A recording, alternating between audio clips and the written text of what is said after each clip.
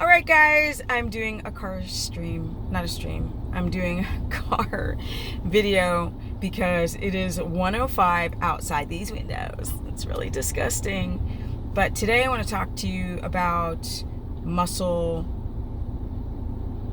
inflated muscles rather than deflated muscles.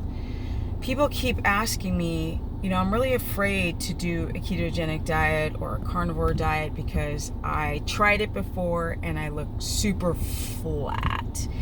Now, most people who make this comment are men. Some women don't, like myself, like to have nice shape to the muscle. As you guys can see, I am not flat at all. I've got girth and size. I don't look like a shriveled raisin. I want to talk to you about why that is and how to stop the flat tire in your muscles. All right, it's all about your electrolytes.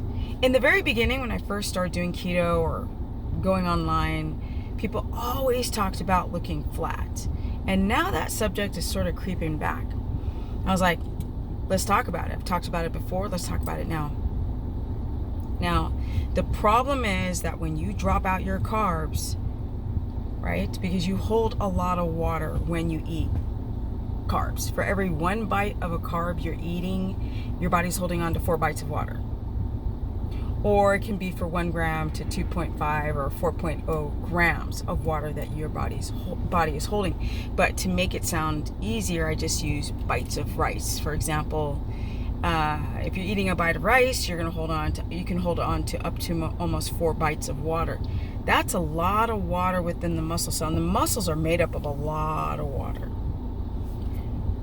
When you don't mind and don't take care of your electrolytes, and dare I say, the amount of cortisol your body's cranking out, you can literally look like a flat tire, inflated, completely deflated. Did I say inflated? Deflated.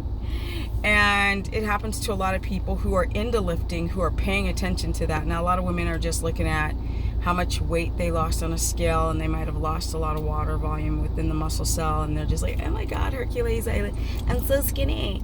That's not what we want to be. We want to have nice shape.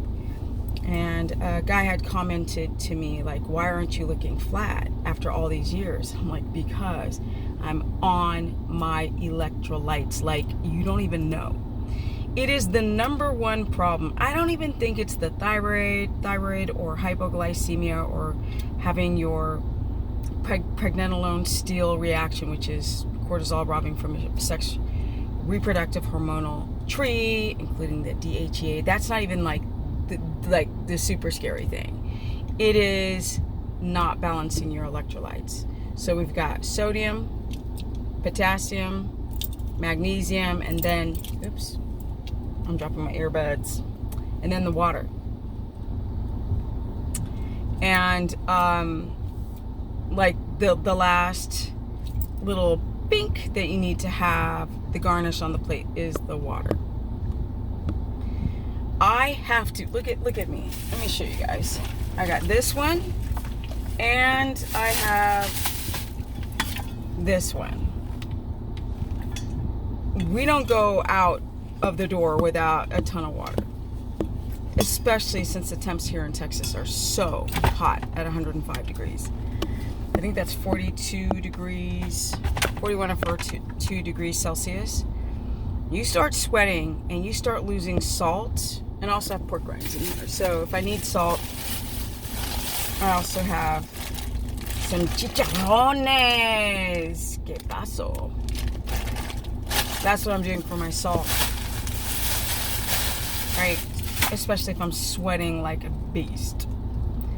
This way I can go to do my workouts. I don't have the muscle contractions, like the muscle cramps. I do have the muscle contractions. I have the sliding filaments, actin-myosin, but I don't have the cramps because I make sure that I'm hydrated once I leave the house. Now I'm taking magnesium glycinate and also a transdermal, which is skin magnesium chloride only on the topical skin, glycinate orally, a teaspoon. I probably do a full teaspoon to a little bit more than a teaspoon on these hot days, but including the salt. So the salt is going to be total for like including like what's on these pork rinds, what I sprinkle on my food. I'm watching all of it because we don't want to have too much salt.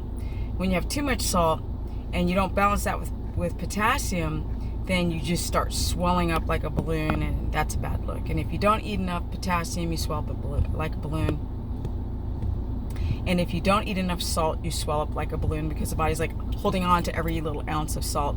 And that's when people who aren't eating enough salt and their body's trying to hold on to salt, how they can be swollen and have a headache at the same time.